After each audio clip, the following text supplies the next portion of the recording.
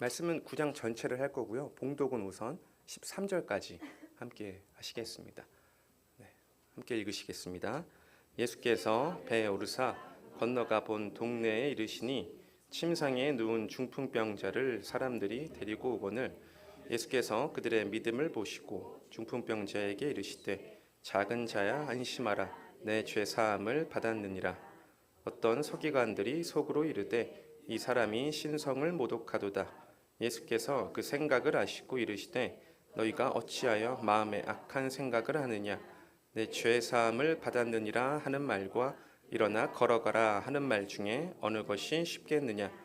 그러나 인자가 세상에서 죄를 사하는 권능이 있는 줄을 너희로 알게 하려 하노라 하시고 중풍병자에게 말씀하시되 일어나 내 침상을 가지고 집으로 가라 하시니 그가 일어나 집으로 돌아가거늘 우리가 보고 두려워하며 이런 권능을 사람에게 주신 하나님께 영광을 돌리니라.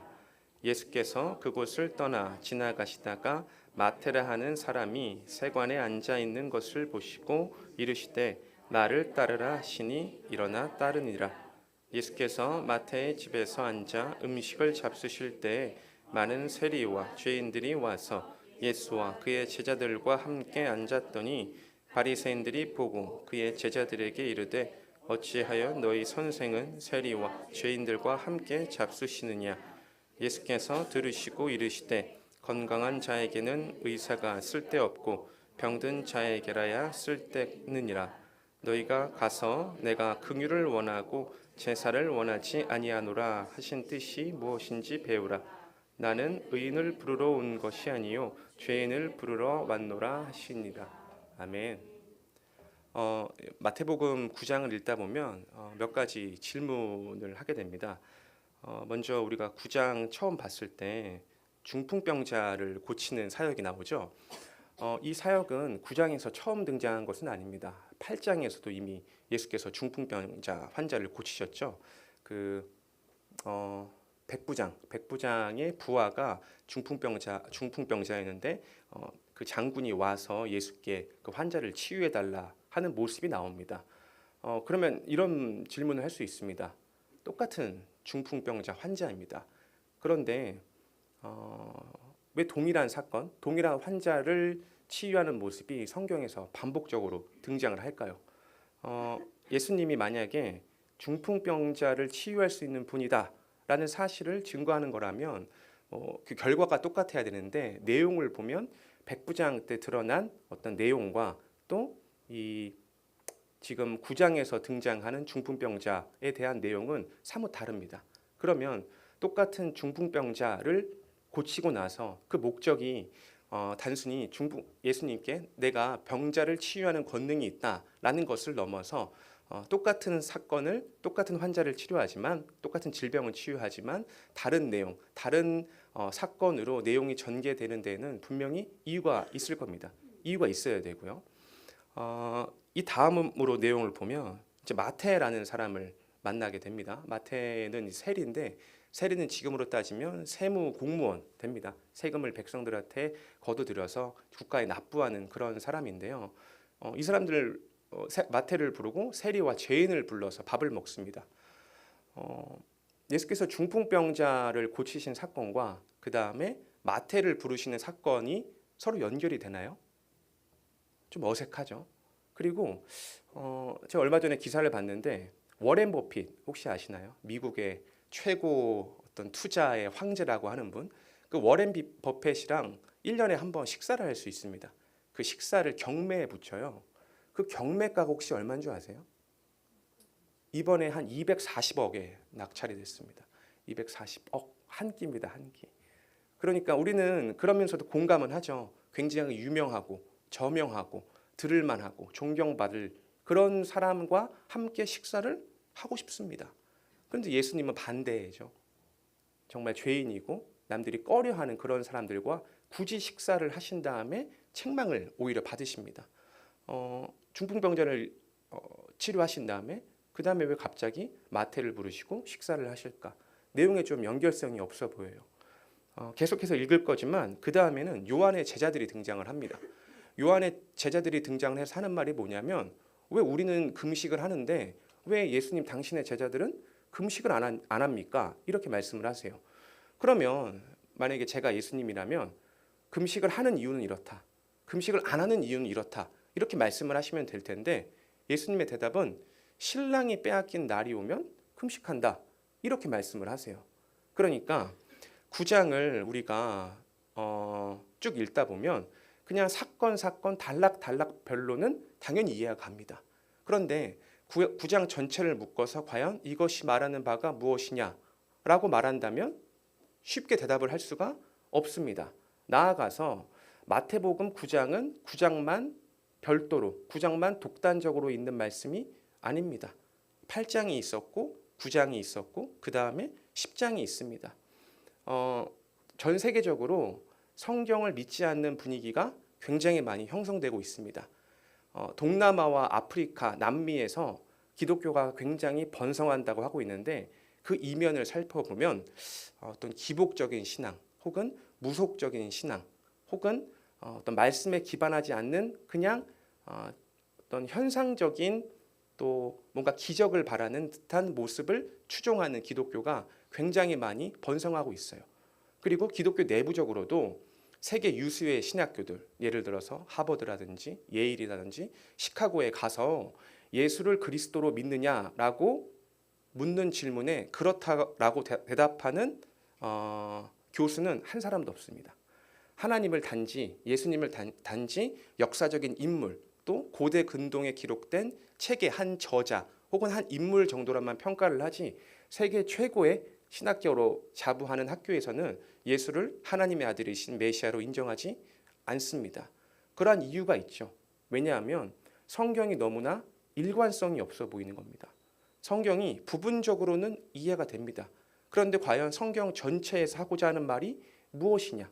오늘과 같이 중풍병자라는 환자가 계속해서 반복적으로 등장을 하는데 예수께서 계속해서 치유하는 모습도 보이시고 또 뭔가를 가르치시기도 하시고 표적도 보이시기도 하는데 과연 그러한 내용에 일관성이 있느냐라는 질문에 합리적으로 대답하기가 굉장히 어려운 겁니다.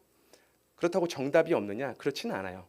그렇지는 않습니다. 그런데 굉장히 소수의 목회자 혹은 교수들만 예수가 하나님의 아들이신 그리스도다라는 사실에 집중하여 그것을 전하는데 전념을 하고 많은 종교 지도자들이 오늘 본문에 나오는 바리새인이나 사두개인, 서기관들처럼 이 종교를 이용해서 자기의 욕심을 채우고 자기의 욕망을 채우는 데 급급한 모습이 현재 이 종교계의 모습이라고 생각을 합니다. 그래서 여기 계신 성도분들도 진리를 되게 열망을 하시잖아요. 과연 성경이 무슨 뜻이냐? 정말 올바른 신앙이 무엇이냐? 내가 정말 하나님을 깨달았다면 올바른 삶의 자세는 무엇이냐? 그런 선배가 있느냐? 그런 목회자가 있느냐? 그렇게 앞서간 사람이 있느냐? 그걸 계속해서 찾고 계신 거잖아요. 여러분의 그런 마음이 하나님께 반드시 상달이 될 것이고 여러분들이 계속해서 그러한 삶을 추구하는 과정 가운데 좋은 목회자 또 좋은 전도자를 만나시기를 소원합니다. 본문을 자세히 한번 살펴보겠습니다. 9장 1절인데요. 예수께서 배에 오르사 건너가 본 동네에 이르시니 침상에 누운 중풍병자를 사람들이 데리고 오거늘 예수께서 그의 믿음을 보시고 중풍병자에게 이르시되 작은 자야 안심하라 내 죄 사함을 받았느니라 라고 말씀합니다. 백부장 사건을 보면 백부장 때는 마찬가지로 믿음이 강조가 됩니다. 그런데 8장과 9장은 예수께서 표적을 행하시는 그 목적이 분명하게 다릅니다. 오늘 제가 이제 오신 성도님들 보니까 제 이제 설교를 처음 들으시는 분도 있을 것 같아서 앞선 내용을 제가 간략하게 전달을 해드려서 이 본문의 내용을 좀 더 쉽게 이해할 수 있도록 한번 말씀을 드려보겠습니다. 우리가 어떤 책이나 영화를 볼 때 중간부터 보면 그 내용이 잘 이해가 되지 않습니다. 어떤 사람이 울고 있는데 그 사람이 왜 우는지, 기뻐서 우는지, 슬퍼서 우는지, 우는 척을 하는 건지, 아니면 그냥 눈이 아파서 눈물이 나오는 건지 알 수 없습니다.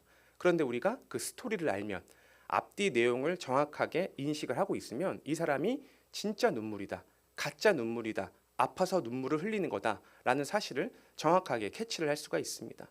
성경도 마찬가지입니다. 우리가 9장을 이해하는 데 있어서 9장 하나만 가지고 계속해서 해석을 하고 이해를 하고 뜻을 분별을 하려고 한다면 자기의 중심대로 자기 뜻대로 생각을 하기가 굉장히 쉽습니다.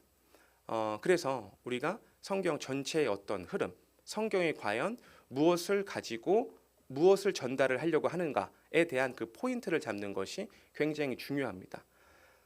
성경을 읽는 목적이 뭐죠? 우리가 성경을 왜 읽나요? 성경은 무엇을 드러내는 책인가요? 성경은 살아계신 하나님을 드러내는 책입니다. 그것이 성경의 유일한 목적이죠. 성경을 다 읽고 나서 결론이 어때야 되죠? 정말 하나님이 살아계시는구나. 오늘도 지금도 살아서 역사하시는구나. 지금도 이 순간 나와 함께 하시는구나. 그러니까 다른 어떤 책을 보더라도 하나님의 살아계심을 증거하지 않습니다. 오로지 성경, 세상에서 이 딱 한 권의 책만이 하나님을 증거를 하고 하나님을 계시를 합니다. 그래서 성경을 다른 말로 뭐라고 하냐면 계시서라고 합니다. 열 개자에 보일 시자잖아요. 하나님을 스스로 드러내서 보여주신다라는 그런 말씀의 책입니다. 이 계시를 하나님께서 어떻게 하시나요?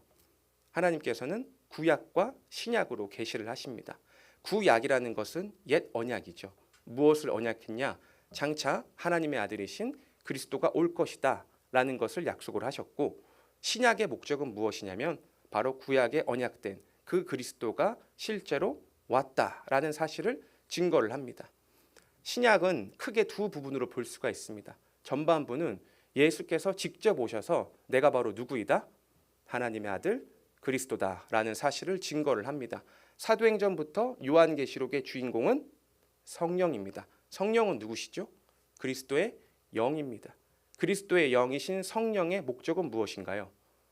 바로 구약에서 언약된 예수가 사복음서에서 증거한 그 내용이 맞다. 그가 바로 하나님의 아들 그리스도다라는 사실을 증거를 합니다. 그러면 사복음서는 누가 직접? 예수님이 직접 당신이 누구라고 하나님의 아들이심을 증거하는 내용인데, 사복음서잖아요. 사복음서는 저자가 다릅니다.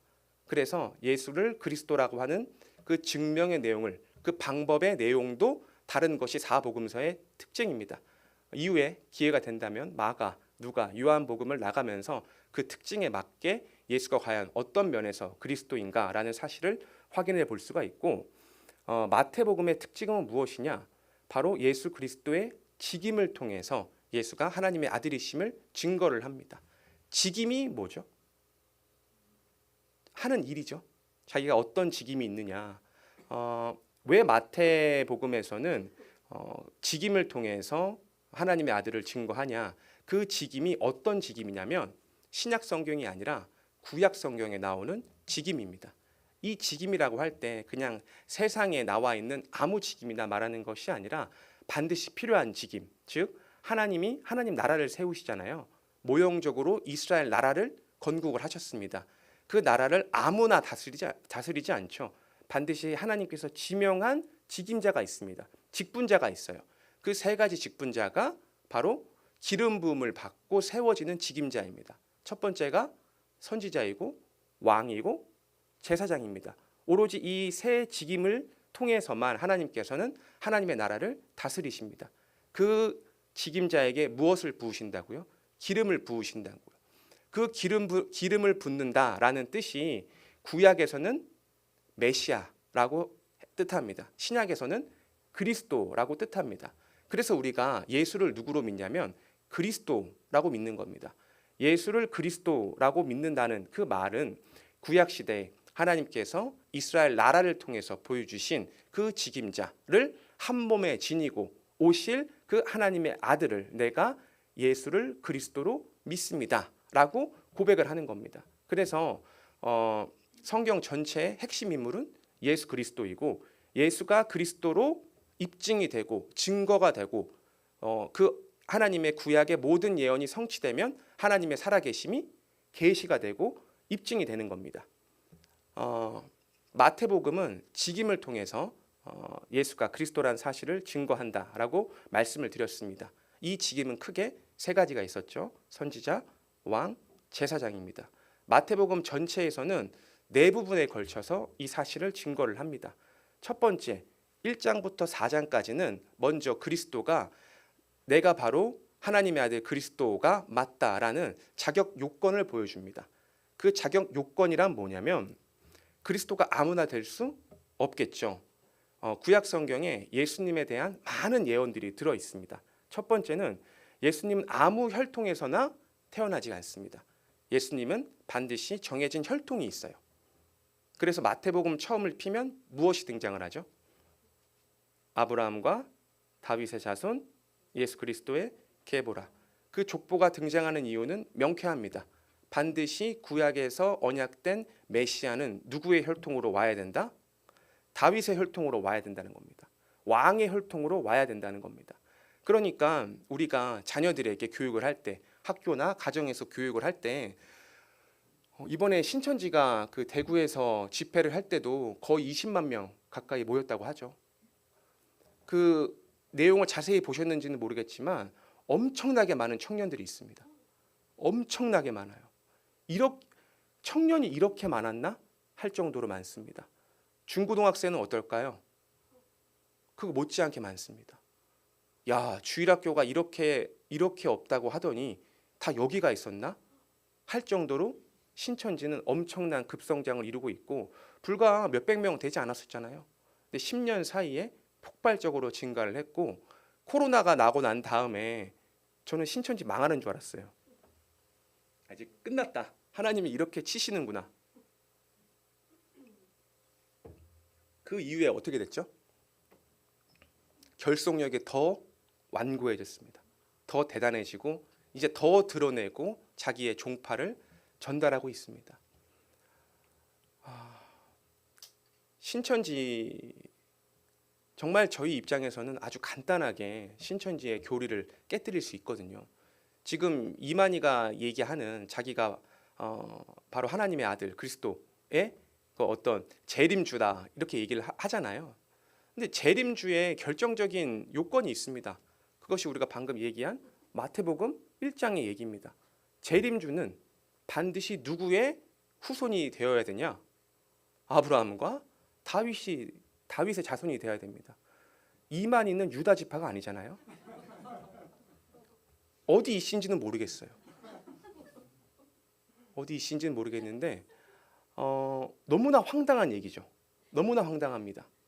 우리가 주일학교 때 혹은 중고등부 때 메시아는 절대 다른 지파, 다른 민족에서 올 수 없고 오로지 한 지파, 누구? 유다 지파, 다윗의 후손을 통해서만 메시아가 올 수 있다라는 사실만 제대로 전달이 돼도 신천지와 같은 이단에 휩쓸릴 일은 없습니다. 아예 상종을 할 수가 없게 되는 거예요. 그만큼 우리가 이 메시아가 누구인지 그리스도가 누구인지를 아는 것이 굉장히 중요합니다. 다른 것이 없죠. 우리가 같이 함께 마태복음 1장을 읽으면 족보가 나옵니다. 얘들아, 족보가 왜 나오는 줄 아니? 이 어려운 족보를 왜 예수님은 일일이 성령을 통해서 기록하게 하셨고 우리가 이 시간에 이걸 왜 보는 줄 아니? 세상에 많은 사람들이 메시아가 자기라고 착각하면서 자기가 곧 메시아인 양 다른 사람을 현혹하는데 그럴 거 없다. 세상에 이 유일한 그 사람들도 신천지도 성경으로 얘기를 하잖아요. 성경에서 가르치는 바는 명확하다. 메시아는 누구이다? 어떤 혈통을 타고 와야 된다? 이 씨가 아니라 유다의 지파를 타고 와야 된다라는 사실만 전파를 해도 이런 사실이 쌓이기만 해도 우리 학생들 다음 세대의 어떤 신앙은 아주 견고하게 자랄 것이 분명합니다. 이러한 내용으로 1장부터 4장까지 예수께서는 왕의 혈통이자 신의 혈통으로 태어나시고 예수께서 태어나는 출생지는 정해져 있습니다. 베들레헴입니다. 예수께는 어렸을 때 반드시 피난을 갔다 오셔야 됩니다. 어디로? 이집트로 갔다 오셔야 됩니다. 그리고 나서 성장하는 장소는 출생지였던 베들레헴이 아닙니다. 나사렛에서 성장을 해야 됩니다. 그것이 구약 성경에 예언이 되어 있어요.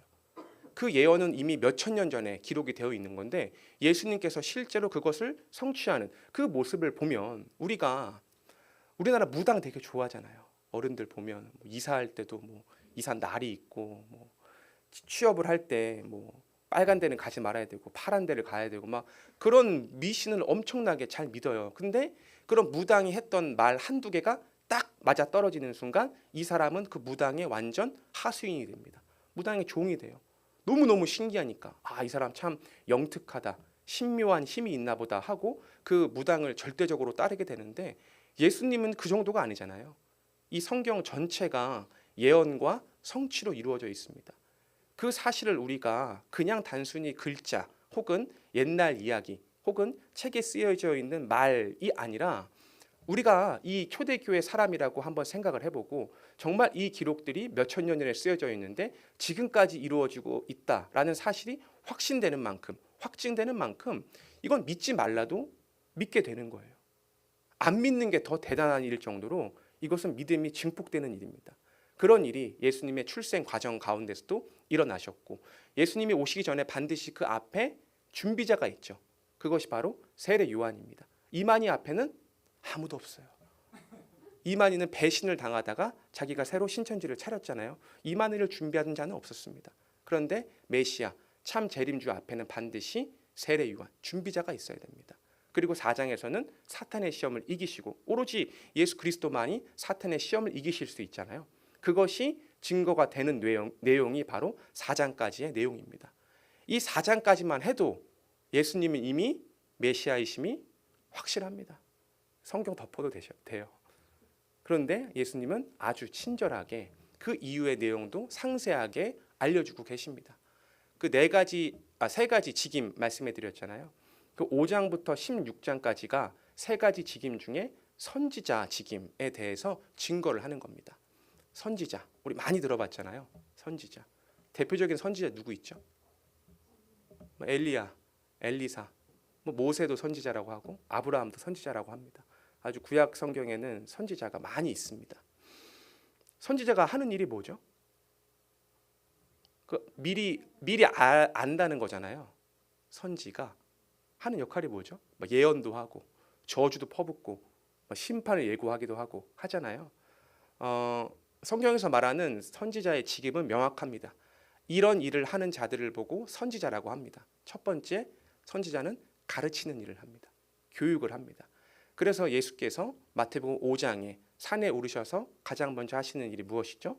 율법을 가르치십니다. 하나님의 법을 가르치셔요. 왜냐하면 그것이 선지자, 당신이 구약에 예언된 참 선지자다라는 사실을 증거하는 일이고, 교육을 통해서 그가 바로 그리스도다라는 내용을 확증하는 것이 5장의 내용입니다. 6장에서는 5장은 예수 당신이 천국의 주인, 회개하라 천국이 가까이 왔느니라 라고 말씀하시잖아요. 그러면서 천국의 율법에 대해서 소개시켜 주거든요. 그 율법을 통해서 의를 이룰 분은 아무도 없습니다. 한 사람밖에 없어요. 누구밖에 없죠? 그리스도밖에 없어요. 그래서 그리스도가 그 모든 율법을 이루신 후에 내가 다 이루었다 이렇게 말씀을 하시는 거거든요. 그 아무도 이룰 수 없는 율법, 오로지 모든 율법을 완전하게 이루시는 예수 그리스도에 대한 그 율법, 그 교육이 5장의 내용이 담겨 있습니다. 그 5장에서 천국의 주인으로 오신 예수가 바로 나다라는 사실이 증거가 되면, 이제 천국 백성이 어떠한 모습인지가 6장, 7장에 걸쳐서 나오게 됩니다. 그것을 가르치시는 선지자의 표적이, 선지자의 교육이 5장, 6장, 7장의 내용이에요. 그럼 이제 지난 우리 수요일에 8장을 살펴보았습니다. 8장, 9장, 10장은 선지자의 세 가지 직임 중 첫 번째는 교육이었고, 두 번째는 표적입니다. 선지자는 반드시 표적을 행합니다. 표적이란 예언의 다른 말로 이해하셔도 좋습니다. 미리 어떤 일이 일어날 거야 라고 구약시대 예언이 되어 있습니다. 그것을 그대로 이루시는 거예요.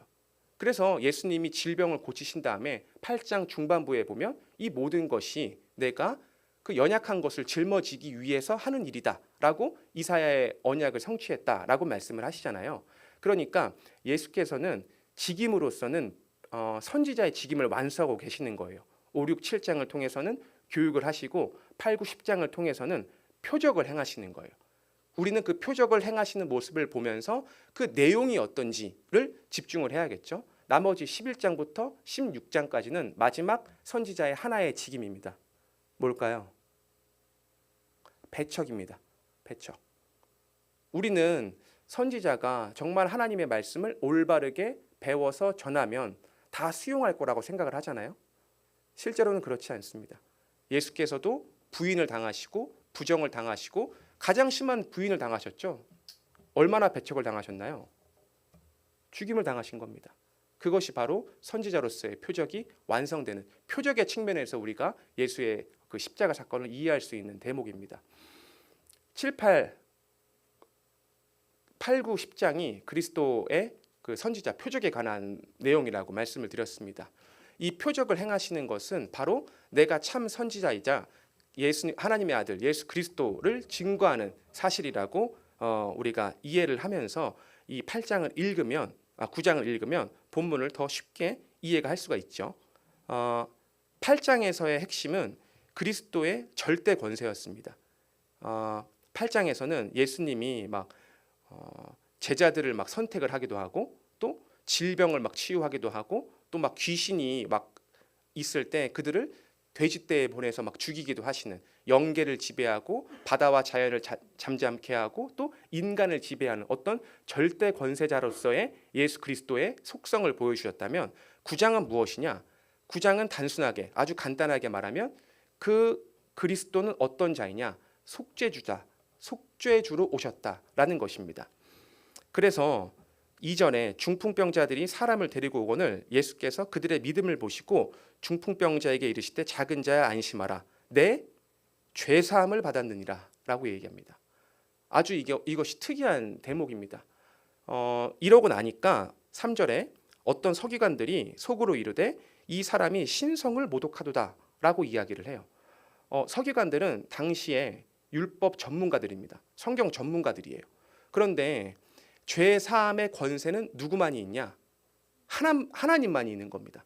서기관의 입장에서, 구약 시대 인물의 입장에서 죄를 사해 줄 수 있는 단 한 분은 하나님밖에 없는 거예요. 그런데 나사렛에서 어떤 한 인물이 와서 중풍병자를 고치는 어떤 치유를 보여준 다음에 그가 하는 말이 뭐냐면 너가 병 나았다 이렇게 얘기를 하는 게 아니에요. 네가 죄 사함을 얻었다라고 이야기를 하는 거예요. 그러니까 서기관 이걸 듣고 뭐라고 생각을 하는 거냐면 이거 완전 이단이다. 이거 바로 신성을 모독하는 자다. 하나님을 욕되게 하는 자다라고 이야기를 하는 겁니다. 4절에 예수께서 그 생각을 아시고 이르시되 너희가 어찌하여 마음에 악한 생각을 하느냐? 내 죄사함을 받았느니라 하는 말과 일어나 걸어가라 하는 말 중에 어느 것이 쉽겠느냐? 그러나 인자가 세상에서 죄를 권하는 권능이 있는 줄을 너희로 알게 하노라 하시고 중풍병자에게 말씀하시되 일어나 내 침상을 가지고 집으로 가라 하시니 그가 일어나 집으로 돌아가거늘 무리가 보고 두려워하며 이런 권능을 사람에게 주신 하나님께 영광을 돌리니라. 그러니까 중풍병자를 고치시면서 예수께서 당신을 누구로 소개를 하시는 거죠? 속죄주로 소개를 하시는 겁니다. 속죄주. 속죄주의 이름 뭔가요? 죄를 사해 주시는 겁니다. 내가 정말 속죄주로 왔다는 사실을 중풍병자를 고치는 표적을 통해서 증거를 하시는 겁니다. 그 표적은 아무나 할 수 없는 거거든요. 구약 시대에 하나님의 아들 그리스도만 그 표적을 행할 수 있다라고 약속이 되어 있고 예수께서는 그 표적을 직접 행하시면서 당신이 어떤 자이다, 참 하나님의 아들 그리스도인데 그가 바로 누구로 오셨다? 속죄주로 오셨다라는 사실을 이 표적을 통해서 먼저 증거를 해주시는 겁니다. 두 번째 단락에서 9절인데요. 예수께서 그곳을 떠나 지나가시다가 마태라 하는 사람이 세간에 앉아 있는 것을 보시고 이르시되 나를 따르라 하시니 일어나 따르니라. 그러니까 이제 예수님이 마태를 부르신 거죠. 마태는 12 사도 중에 한 사람이 되었습니다.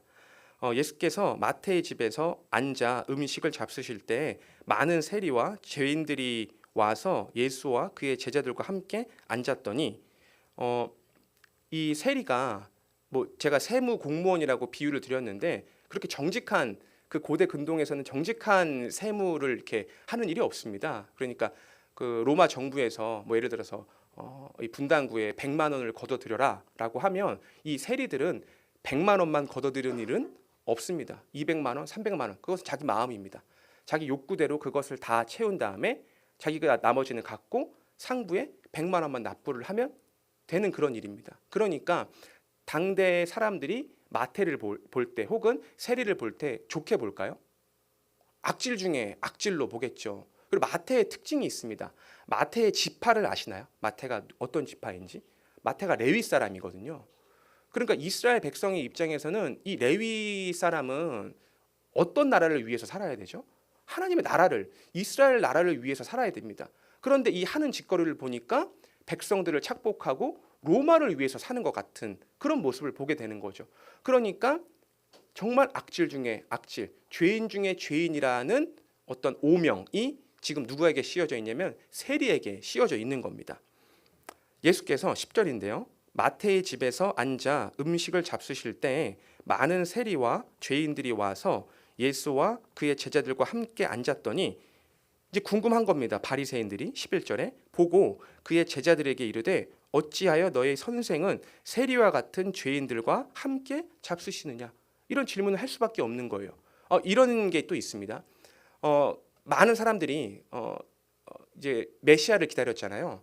이 고대 근동이 예수님 당시에. 근데 어떤 메시아를 기다렸냐면 정치적인 메시아를 기다렸습니다.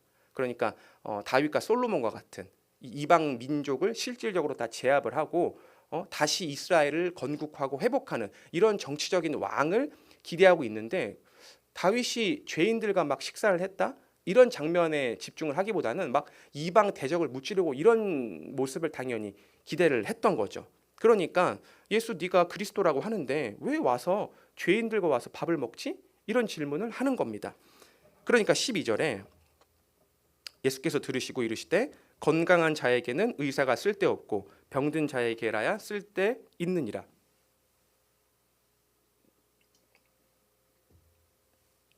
지금 예수님을 누구로 비유를 했냐면 의사로 비유를 하신 거죠. 그러니까 병든 자는 누구로 비유를 한 거냐면 죄인을 비유를 드신 겁니다. 그러니까 죄인에게 필요한 사람이 바로 나이기 때문에 내가 죄인을 불렀다라고 말씀을 하시는 겁니다. 13절에 너희는 가서 내가 긍휼을 원하고 제사를 원하지 아니하노라 하신 뜻이 무엇인지 배우라. 나는 의인을 부르러 온 것이 아니라 죄인을 부르러 왔노라 하시니라.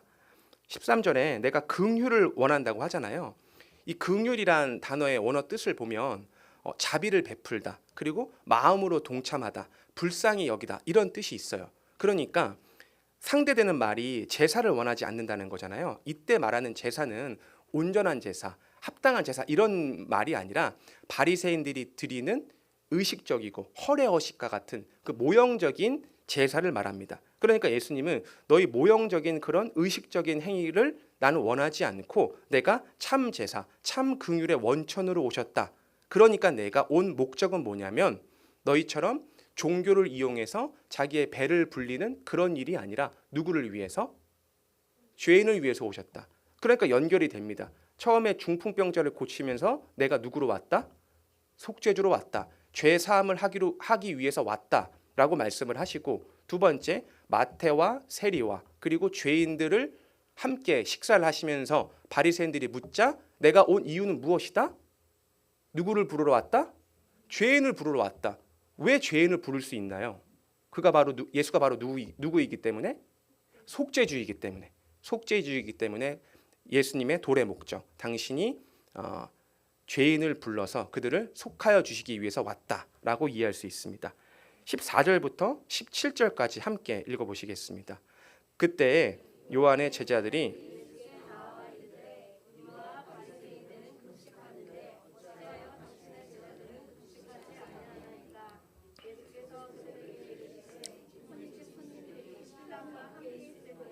슬퍼할 수 있느냐? 그러나 신랑을 빼앗길 날이 이르니니 그때에는 금식할 것이니라.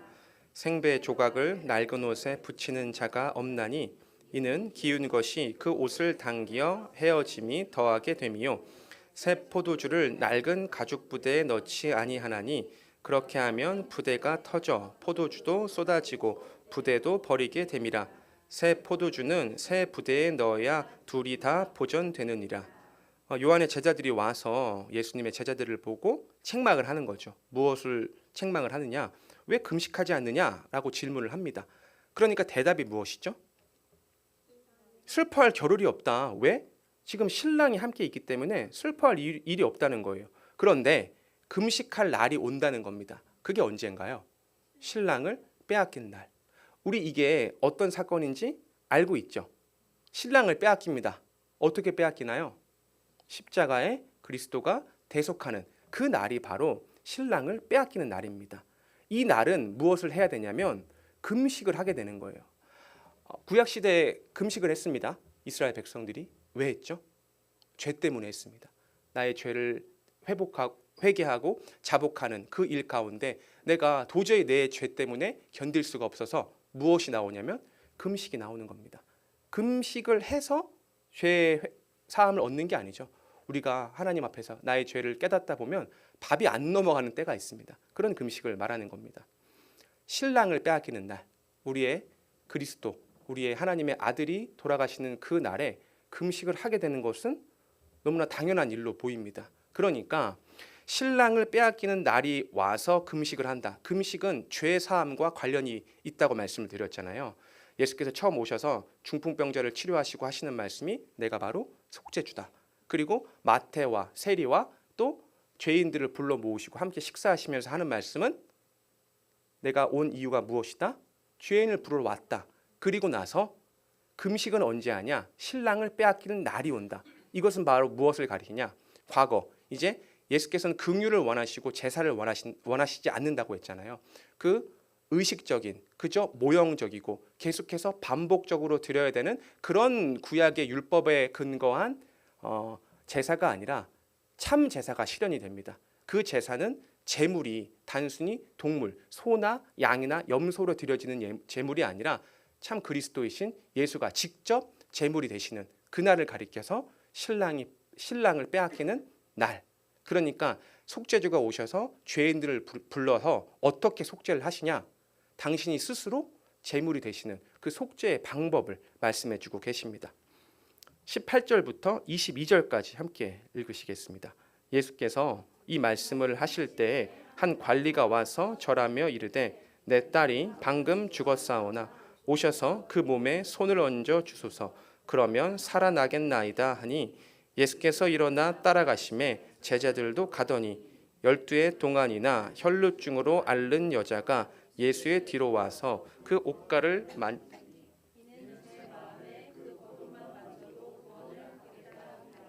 예수께서 돌이켜 그를 보시며 이르시되 딸아 안심하라 내 믿음이 너를 구원하였다 하시니 그 여자가 그 즉시 구원을 받으니라.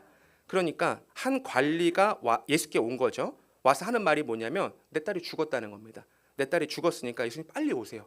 빨리 오셔서 예수님이 하나님의 아들이시니까 안수하시면 내 딸이 다시 살아나겠습니다. 그러니까 예수님이 이제 그 관리의 딸이 죽어 있는 그곳으로 이제 향해 가십니다. 그랬더니 그때 누가 등장을 하는 거냐면 12해 동안 혈루증을 앓은 한 여자가 등장을 하는 겁니다. 이스라엘에서 12이라는 것은 완전수를 뜻합니다. 그래서 이스라엘 지파도 12지파고 그리스도의 사도도 12사도예요. 그러니까 12해 동안 혈루증을 앓았다는 것은 이스라엘 민족에게 있어서 혈루증은 죄에서 기인합니다. 죄를 지어서 하나님의 형벌로 주어지는 거거든요. 그래서 이것은 율법의 규례대로 행하면 혈루증은 사라집니다. 그런데 12해나 반복이 됐다는 것은 그 죄가 사해지지 않는 아주 저주받은 사람이라는 뜻이거든요. 고쳐지지 않는다는 뜻입니다. 그런데 그러한 자가 와서 지금 누구를 통해서?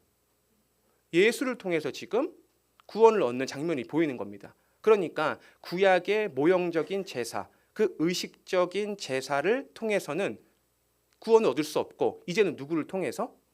예수를 통해서 구원을 얻는데 그 예수를 통해서 구원을 얻는다는 것의 핵심은 율법을 지켜서 이루어지는 것이 아니라 무엇을 통해서? 무엇을 통해서? 지금 무엇이 너를 구원하였다고 하죠? 믿음이 구원하였다. 그러니까 예수께서는 속죄주로 오셔서 죄인들을 불러 모으시고 당신이 스스로 대속 제물이 되셔서 속죄를 이루실 것인데 그때 그 속죄의 요건이 무엇이냐?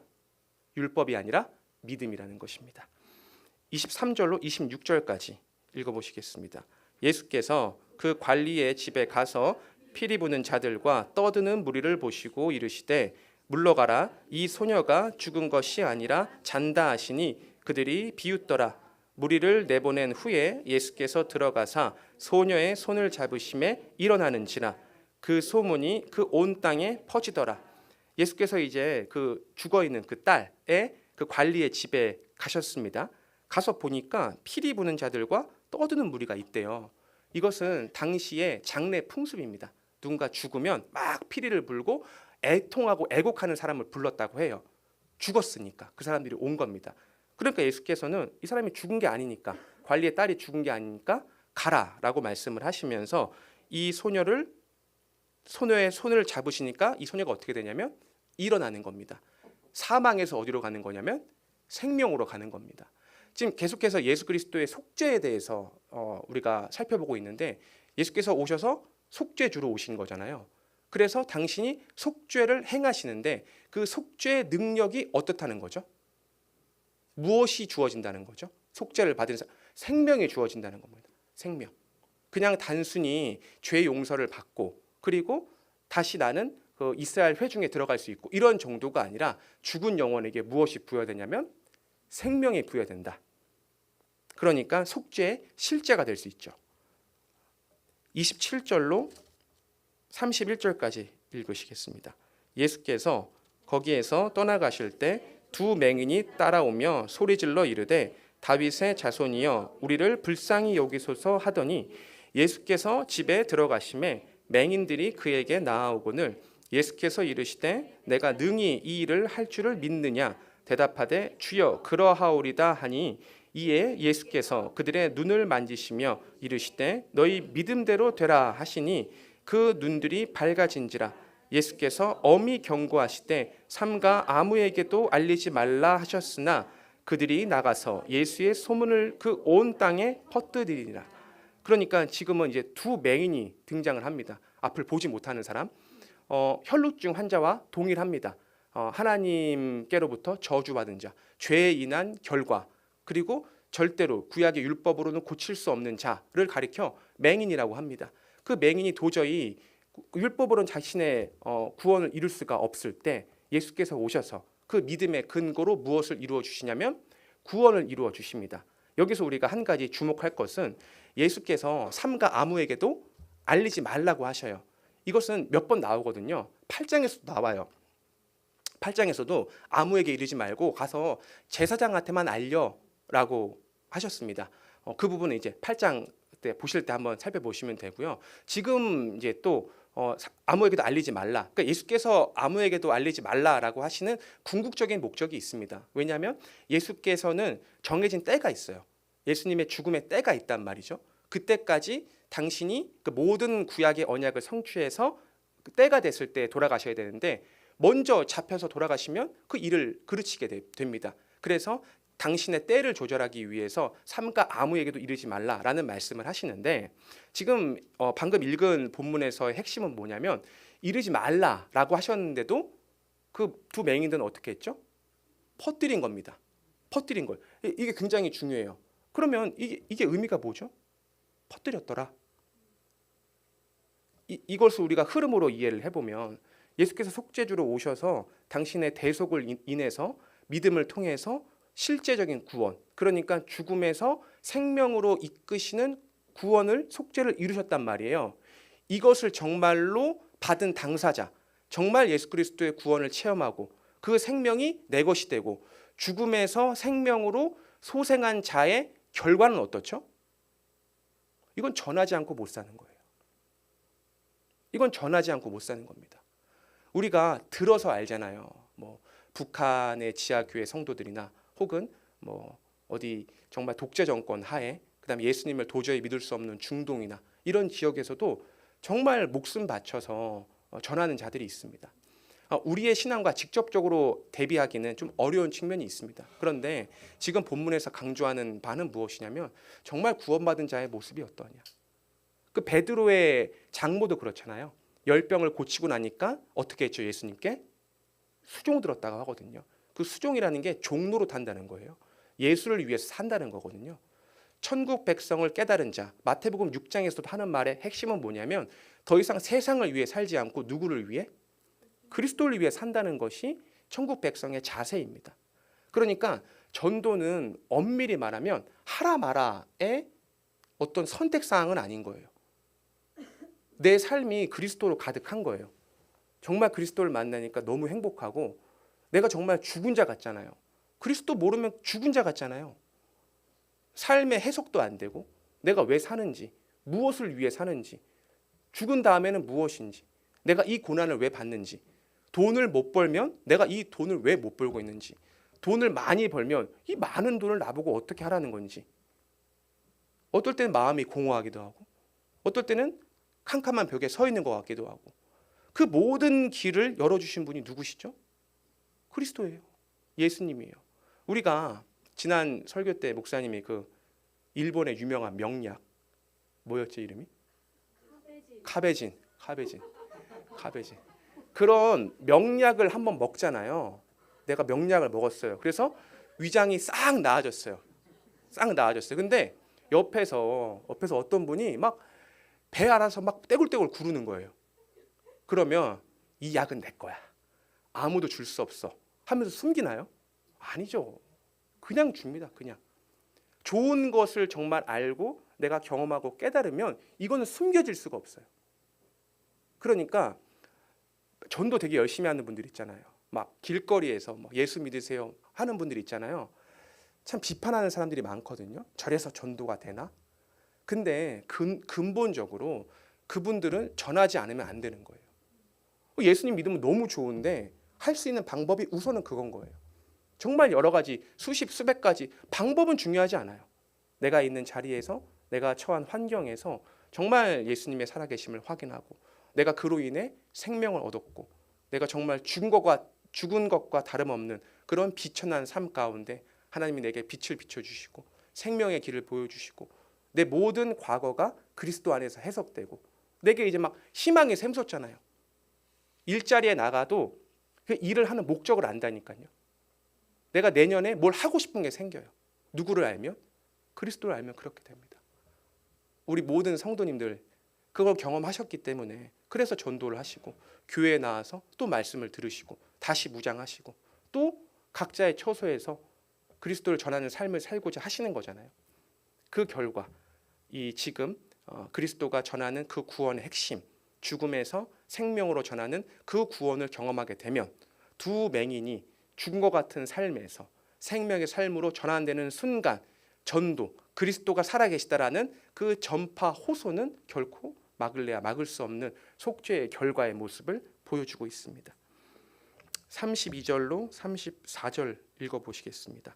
그들이 나갈 때 귀신 들려 말 못하는 사람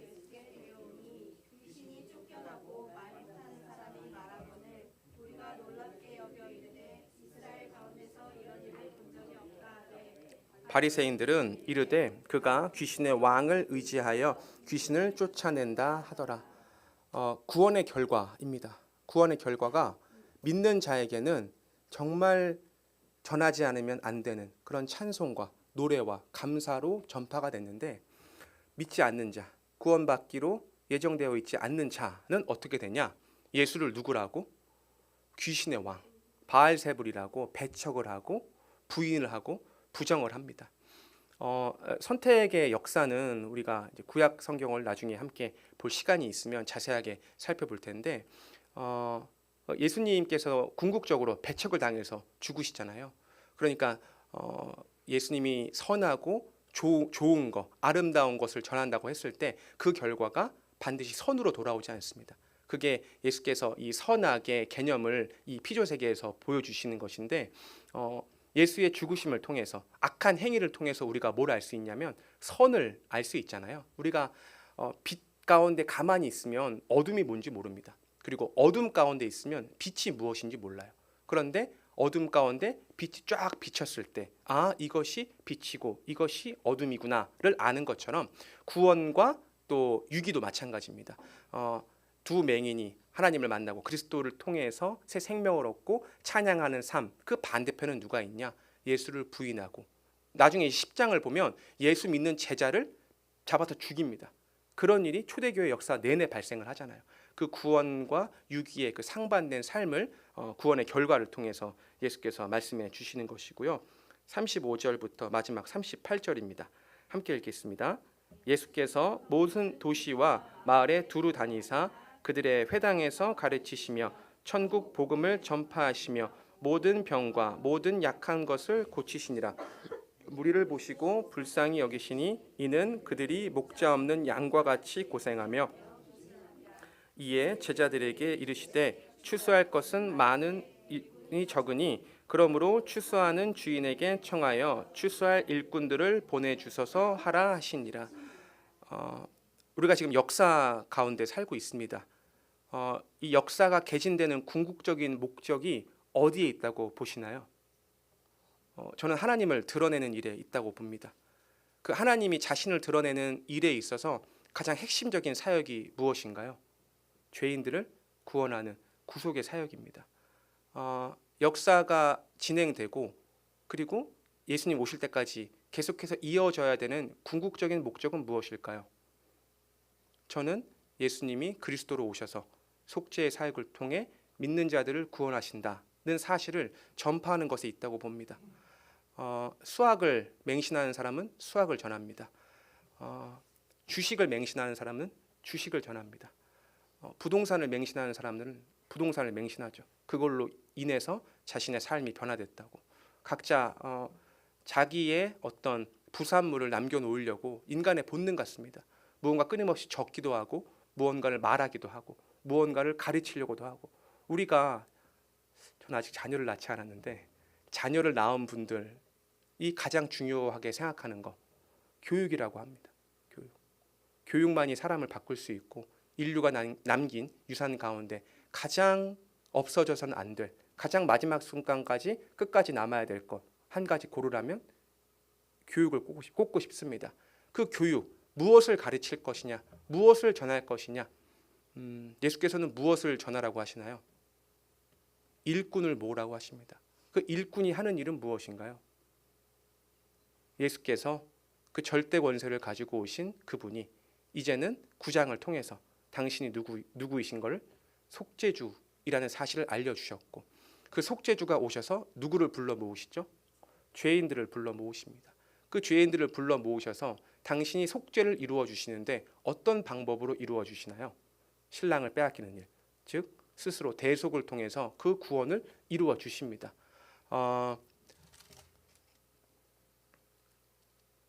구원의 요건, 속죄의 요건이 뭐였나요? 구약 시대에는 율법을 통해서 구원을 얻었지만 이제 예수님이 오신 다음에는 예수 그리스도를 통한 무엇이죠?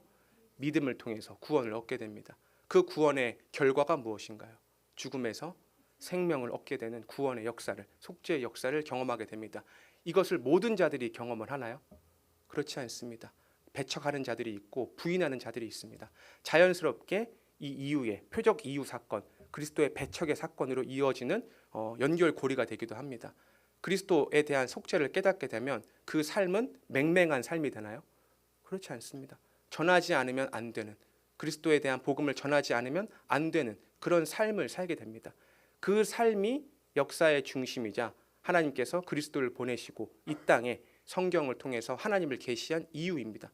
이 세상이 세워진 목적이 하나님을 드러내기 위한 일입니다. 그 하나님이 당신을 드러내시기 위해서 그리스도를 보내신 거고, 그 그리스도는 죽고 이제는 그 그리스도를 누가 전하게 되는 거죠? 성령을 받은 제자들이 전하게 되는 겁니다. 그래서 그 일꾼, 즉 제자들을 불러라, 제자들을 구해라 라는 것으로 9장을 마무리하고 있고, 10장에 넘어가면 당연히 누구에 대해서 이야기가 나올까요? 제자에 대한 이야기가 나옵니다. 누가 나의 제자냐? 나는 어떤 기준으로 제자를 선택하느냐? 제자의 삶은 무엇이냐? 참 제자의 삶은 어떻게 드러나느냐? 라는 것이 10장의 말씀입니다. 말씀을 정리하겠습니다. 성경은 굉장히 논리적인 것 같습니다. 저는 역사 교육을 배우면서 한 가지 문제에 봉착을 했었어요. 그것이 성경이 사실로 믿겨지지가 않는 거예요.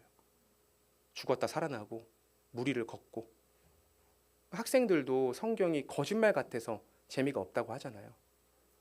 이 사실을 극복하는 게 굉장히 어려웠습니다. 굉장히 힘들고, 제가 이 성경을 정말 한 구절 한 구절, 한 단락 한 단락, 한 장 한 장 제 나름대로 또 많은 선배 목사님들 또 교수님들을 통해서 배우면서 너무나 성경이 허황된 말을 하는 것이 아니라 이 말했다 저 말했다 어떤 논리성도 통일성도 없이 그냥 뱉고 싶은 말 아무 말이나 하는 것이 아니라 중풍병자를 반복해서 얘기하는 것이 아니라 반복의 내용이 있고 그것에 어떤 메시지가 있다라는 사실이 확증되면 확증될수록 너무나 이 성경이 정확무오하고 우리가 인간이 되게 논리를 추구하잖아요. 이 논리의 근원이 누구신가요? 하나님이세요. 우리가 되게 통일성 있는 걸 좋아한단 말이에요. 책, 논문 볼 때 여러 가지 주제가 있는 것을 논문이라고 인정하지 않습니다. 통일성을 추구를 해요. 그 통일성의 근원이 하나님이세요. 그런데 하나님이 아무런 논리도 없이 아무런 통일성도 없이 아무런 맥락도 없이 이 말했다 저 말했다 하는 것을 성경에 기록해 둘까요? 결코 그렇지 않습니다. 우리가 정말 성경을 한 구절 한 구절 묵상을 하면서 과연 이것이 무슨 뜻인지 앞의 절과 뒤의 절과 비교해 보면서 앞의 단락과 뒤의 단락을 구분해 보면서 그러면서 성경을 정말 깊이 묵상을 할 때 하나님이 속죄에 관해서 이렇게 자세하게 말씀해 주시는구나. 우리는 지금 속죄에 대해서 너무 오랜 시간 배웠어요. 10년, 20년, 어떤 분은 30년에 대해서 속죄에 대해서 배웠단 말이에요. 그런데 어떤 사람은 한 번도 못 들어보는 사람이 부지기수예요. 속죄는커녕 그리스도가 무엇이고 믿음을 통해서 구원을 얻는다는 말을 한 번도 들어보지 못한 사람이 이 지구상에 훨씬 많습니다. 우리가 할 일은 마지막 그리스도께서 말씀하신 것처럼 누구를 요청해달라? 일꾼을 요청해달라. 우리가 각자의 자리에서 정말 하나님의 뜻을 올바로 분별하고 각자의 처소에서 그리스도를 전하는 그런 성도로서의 올바른 삶을 사시기를 주님의 이름으로 축원합니다.